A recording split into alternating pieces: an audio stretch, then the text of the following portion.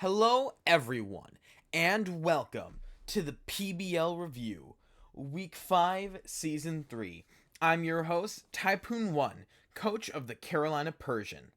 Now, let's get into my predictions for last week.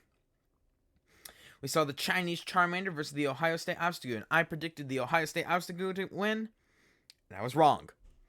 Chinese Charmander won. Then we saw the Carolina Persian and the Miami Heatmore face off.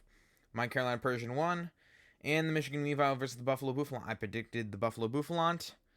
Like the Carolina Persian I predicted. And the Buffalo Buffalant also won. Now, let's get into a review of this week's matchups. In our first matchup this week, we saw the Chinese Charmander face off versus the Ohio State Obstagoon. In match 1, there was a strong start from the Obstagoon, with Armarouge taking 2 solid knockouts on Palafin and Satitan, followed up by 2 solid knockouts by the Obstagoon's Sylveon, giving the Obstagoon a huge advantage over the Charmander.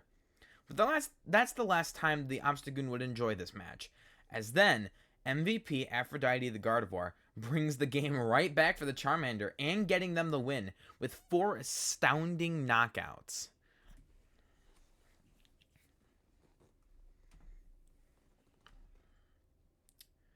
Now, in match 2, it was defined by a 2 Pokemon setup, followed by a 3 Pokemon sweep. MVP Buddha the King Gambit goes in early, sets up with Swords Dance, and Cowdown cleaves to victory. Susanoo no Mikoto, the Chi-Yu, nasty plants up, takes 2 solid knockouts on the Obstagoon, and then gets knocked out itself. Afterwards, Aphrodite the Gardevoir comes in and takes it single knockout of the game, winning the set for the Chinese Charmander. After the set, the Chinese Charmander move up to rank 2, with the Obstagoon staying firmly in 5th. In our next matchup, it was the long-standing friendly rivalry between the Carolina Persian and the Miami Heatmore. In match 1, it was a rubber match, each side trying to stall and chip the other out of the game, with MVP only going to the Miami Heatmore's Toxapex for sticking around the match so long and spreading around the poison with baneful bunker after baneful bunker, despite losing the match. On the side of the Carolina Persian, there were no real standouts, with most Pokemon getting 1 or no knockouts. Only outlier in this match was the Bite of 87, the Fluttermane, with a solid early match total knockout of 2. In match 2, it was more of the same, with the Heatmore's tanky Toxapex and Corviknight sticking around for a while, being an issue for the Carolina Persian. But the one Pokemon to not only take them out, but also set up tailwinds for their team, is the MVP for this match. That Pokemon, of course, being Hot Guy, the Talonflame. Other Pokemon in the match got a solid 1 or none knockouts for this match. But still, end all be all being a win for the Carolina Persian. After the set, the Persian stayed in rank 1, and the Heatmore fell to 3rd rank, with the Charmander sliding up to their former 2nd spot. And finally, we saw the Michigan Weavile and the Buffalo Buffalant face off. In match 1, it was a back and forth match between the Buffalant and the Weavile, and despite nice knockouts on both sides, the standout MVP was the Iron Hands for the Buffalo Buffalant. With 3 solid knockouts, the other non-MVP, but also still pretty solid Pokemon, was Yellow Balls the Pincurchin, for setting up the utility electric terrain and being a bulky nuisance while taking out the Weavile Scizor with a really solid rising voltage.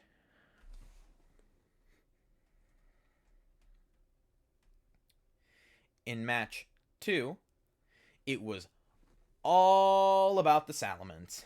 In one of the best single Pokemon performances of the season, MVP Salamence racks up 5 knockouts, an astounding 5 knockouts, getting Moxie Boosts and Dragon Dances set up in between dishing out Dragon Claws and Dual Wing Beatdowns, giving the Michigan Weavile a win and sending this set into a round 3 tiebreaker.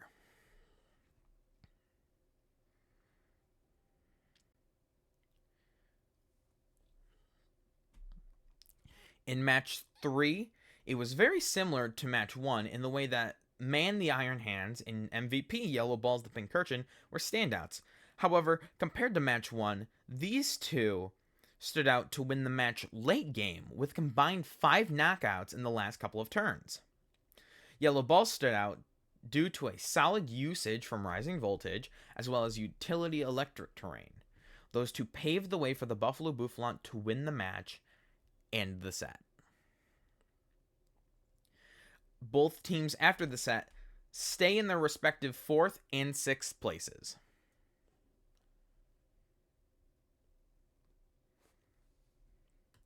Now, let's go to an interview with the Chinese Charmander's very own Larry.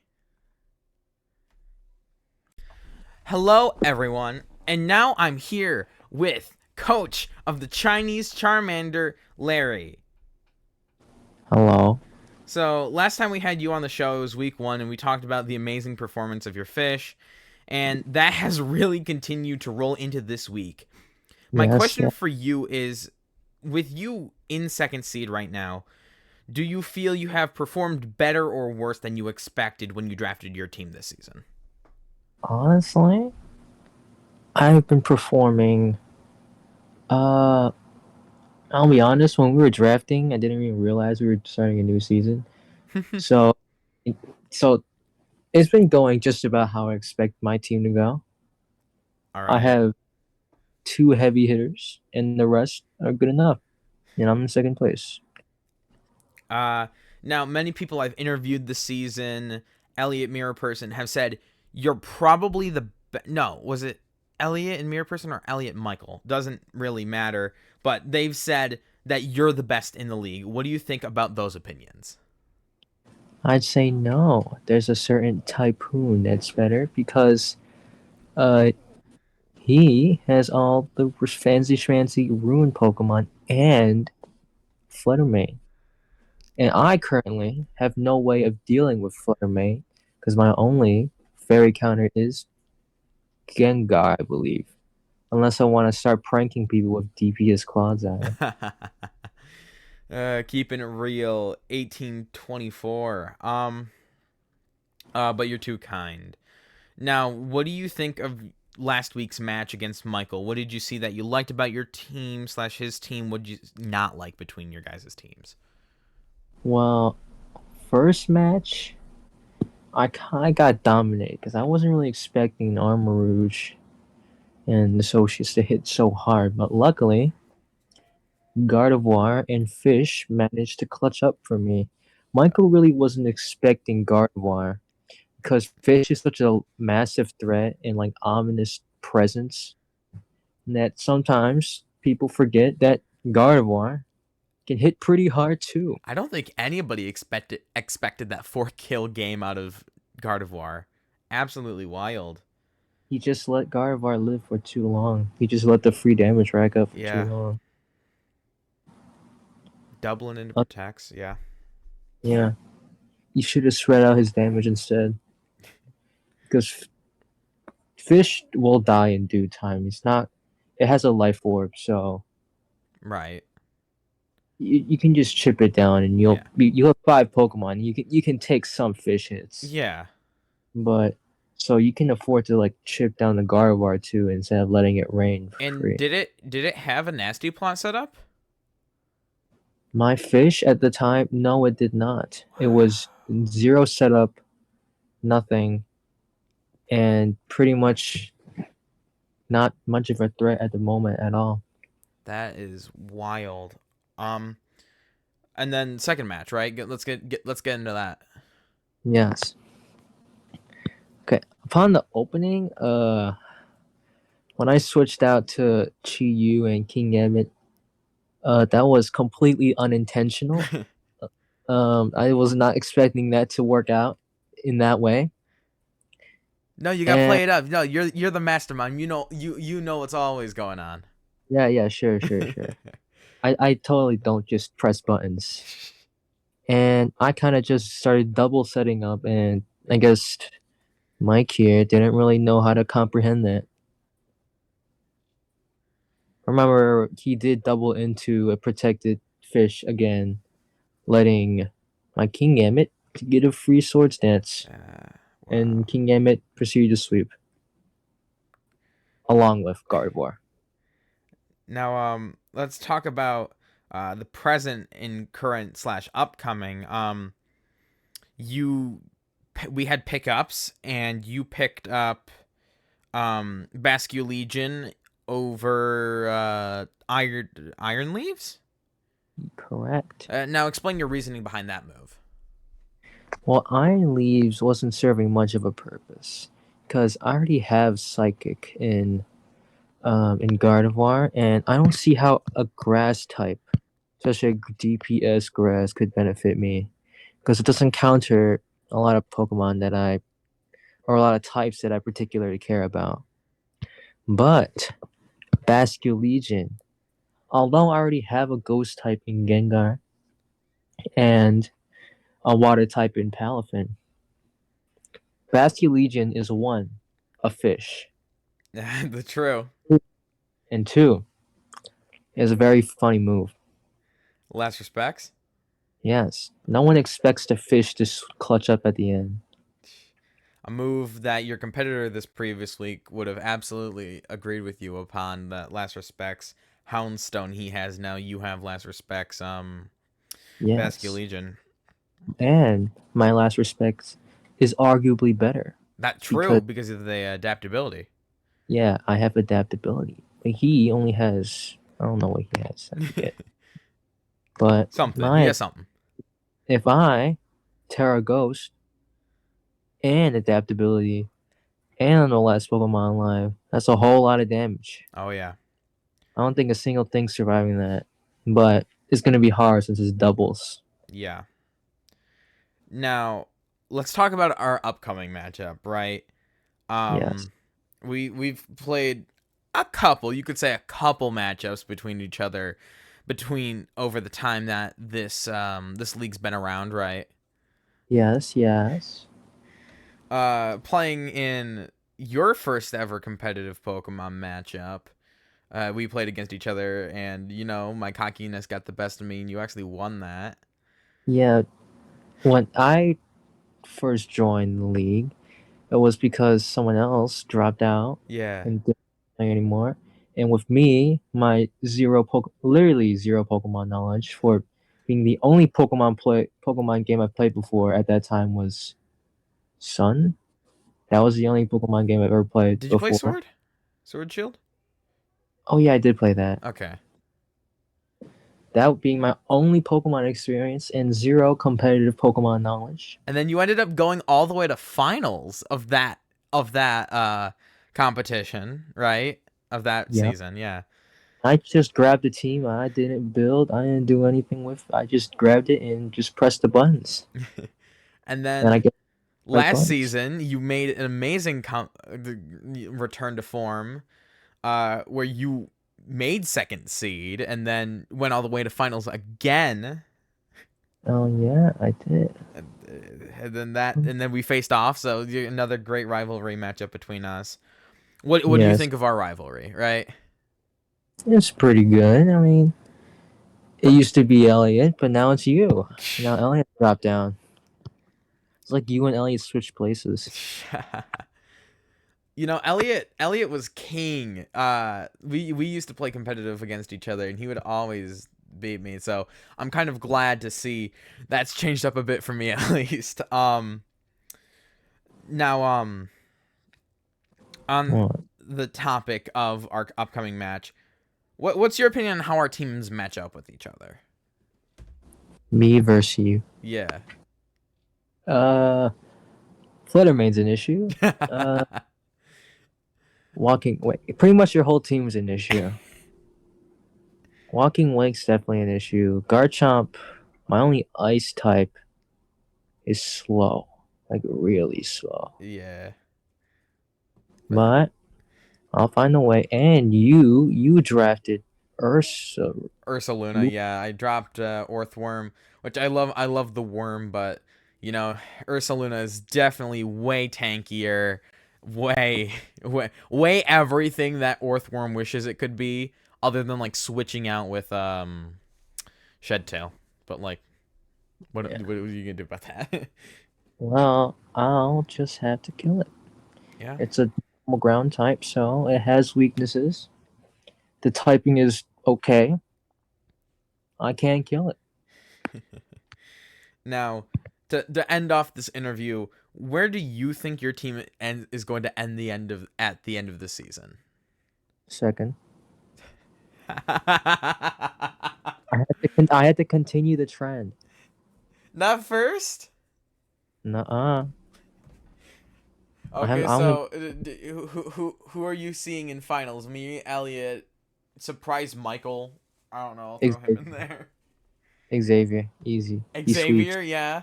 Sixth Yeah, he place sweeps Xavier. He beats whoever's. You know, I can't wait to see that. It'd be great everyone. He sweeps them. content. You get He's in home. Xavier.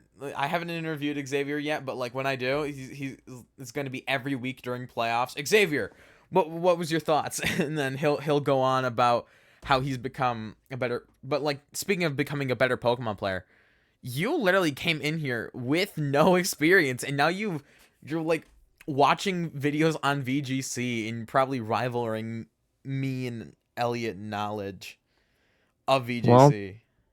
they just pop up in my feed and I watch them for fun. So now I know. Now I know some strats. Professional button presser himself, Larry. Thank Yeah. you so much for your time, man. You're welcome. All right. Thank you. All right. Thanks again to Larry for the great interview. Now let's get my predictions for next week. Starting off, we have the Chinese Charmander versus the Carolina Persian.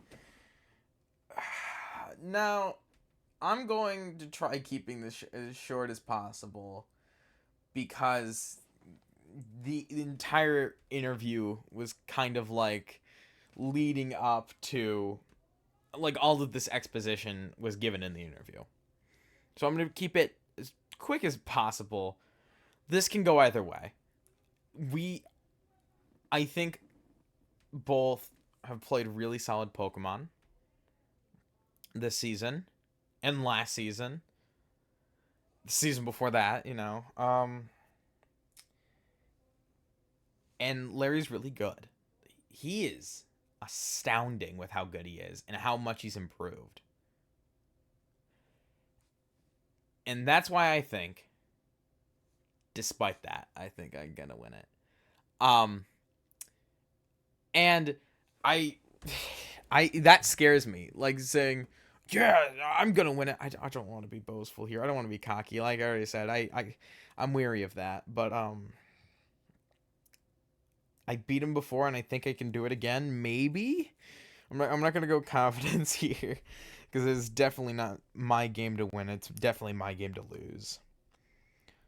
Moving on, we have the Miami Heat more versus the Michigan Weavile. Go watch their original matchup, and I'll tell you my opinion, and actually all of the Michigan Weavile and Xavier's matchups. Yeah, we're going the Heat more. Michigan Weavile, prove to me you can win. I don't think it's going to be against Ellie in the Heat more, though. So, moving on. I'm going to try keeping this segment pretty short again. Buffalo Buffalon versus the Ohio State Abstagoon. Other pretty good match. The Buffalon won it initially, I believe. Yeah, initially they won it. And I think that's going to change. I'm going to go with the Ohio State Abstagoon for this one. And that's because I think both sides are good. I think it's going to be really trippy now because you have these two sides with two differing terrains.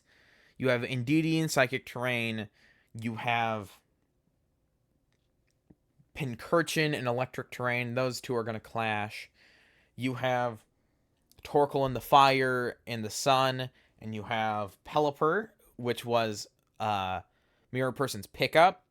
over Quillfish. They dropped Quillfish, picked up Pelipper, and so Rain versus Sun, Electric Terrain versus Psychic Terrain. This is going to be where you see the most differing. Like, this is going to be your Kyogre versus Groudon, your Rain versus Sun. This is the matchup. If you like watching these types of matchups that you often see in competitive Pokemon, where you're battling for weather and terrain, this is where you're gonna see it. So can't wait for that. And I do think Michael and the Obstagoon are going to get the win. And that's no slight on the Buffalo Buffalant. I think it's going to be close as a lot of things, but they fought the Chinese Charmander too, really close in that first match. We talked about in the interview, and just clean up the mistakes, right, and do it again against a team that I think is fairly proven against. I don't know. It's competitive Pokemon. Who knows who's good, who's bad? You always, it's any given match and set. Other than that, thanks for thanks for watching. Don't forget to like and subscribe. And I'm bad at editing, bad at talking, bad at video games. See you next time.